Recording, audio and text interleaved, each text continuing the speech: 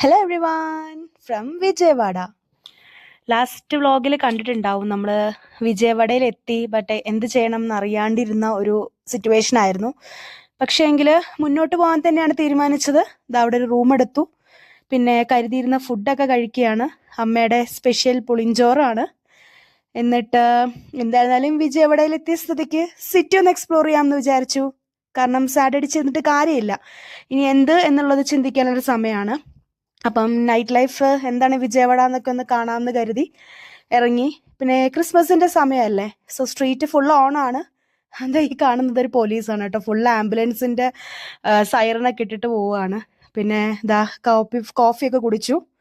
ഇത് കുടുംബശ്രീ സെറ്റപ്പിൽ ചേച്ചിമാർ നടത്തുന്നതാണ് കേട്ടോ.